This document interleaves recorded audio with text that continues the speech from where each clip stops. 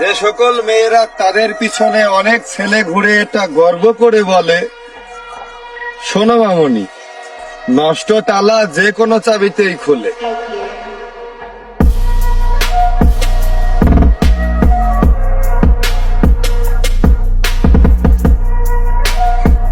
এই 2 দিনের দুনিয়ায় এত অহংকার কিসের?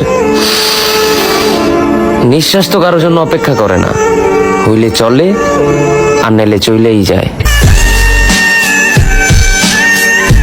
আর অপেক্ষা করব না তো রিপ্লাইয়ের জন্য, আর না দেখাবো আমার মনের ব্যথা। ভালো থাকিস তুই, আর হয়তো বা কখনই হবে না আমাদের কথা।